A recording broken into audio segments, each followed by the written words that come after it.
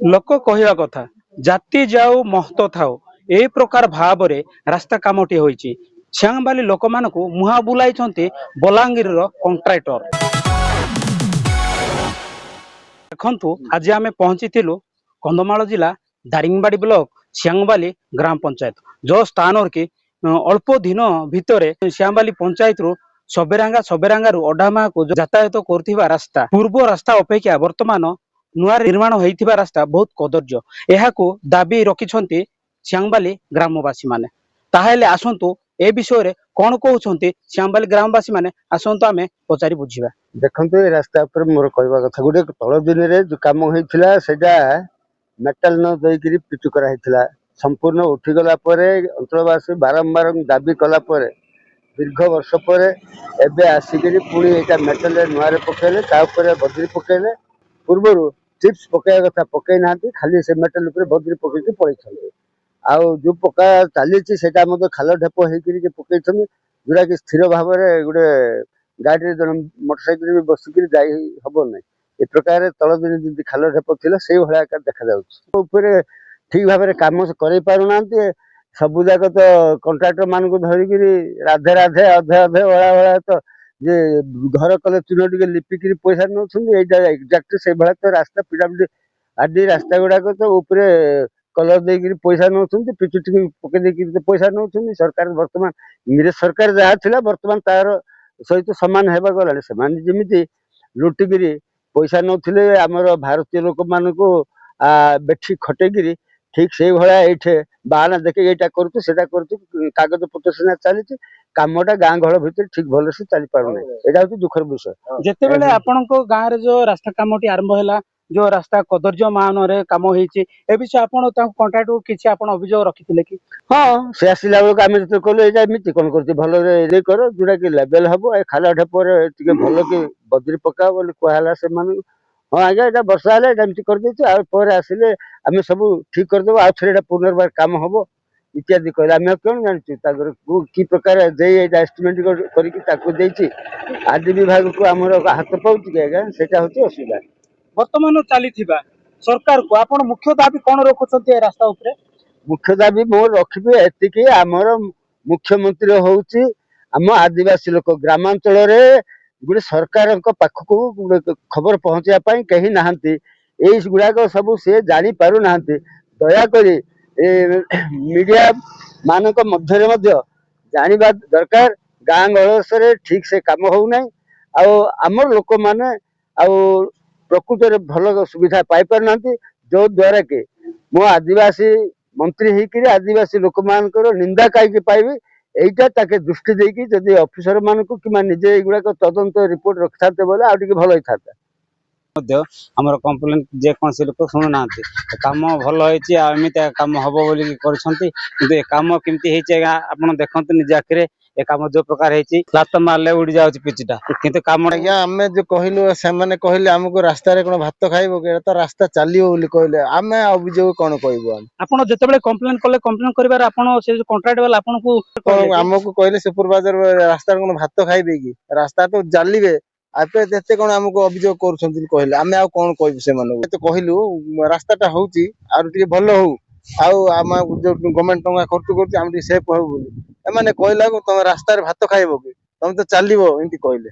आ किसी कहलु ना आम से नया रास्ता अपेक्षा आमर पुराना जो थिला सेटा भल थिला एटा उठी जाउची लात मारले उठी जाउ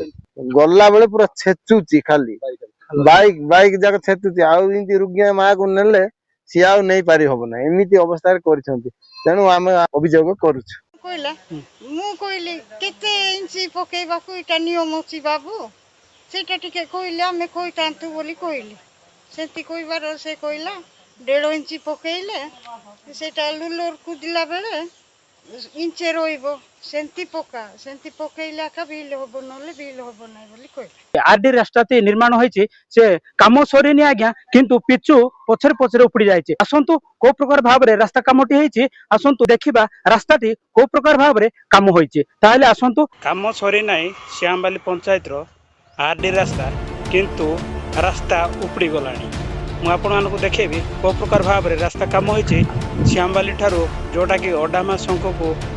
बाहरुथिबा रास्ता ବର୍ତ୍ତମାନ ନୂଆରେ କାମ ହେଉଥିବା ରାସ୍ତା କାମ ସରିନି କିନ୍ତୁ ପିଚୁ ଉପୁଡ଼ି ଯାଇଛି ଆଜ୍ଞା। ମୁଁ ଆପଣମାନଙ୍କୁ ଦେଖେଇବି। ତାହେଲେ ଆସନ୍ତୁ ଗ୍ରାମବାସୀମାନେ ଏହି ସ୍ଥାନରେ ଉପସ୍ଥିତ ଅଛନ୍ତି। ସେମାନେ ଏ ରାସ୍ତାକୁ ଲାଥ ମାରିଲେ ମଧ୍ୟ ରାସ୍ତାଟି ବାହାରି ପଡ଼ୁଛି। ଏ ପ୍ରକାର ଭାବରେ ଦେଖିପାରୁଛନ୍ତି ଏ ପ୍ରକାର ଭାବରେ କାମ ହେଇଛି। ତ ସରକାରୀ ଲକ୍ଷେ ଲକ୍ଷେ କୋଟି କୋଟି ଟଙ୍କା ଦେଲେ ମଧ୍ୟ କଣ୍ଟ୍ରାକ୍ଟର ମାନେ ଏଇଭଳି ଭାବରେ ଯଦି କାମ କରନ୍ତି ଗାଁ ଗହଳିରେ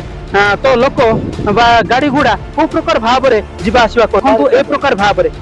ଭାବରେ କାମ ହେଇଛି ଦେଖନ୍ତୁ।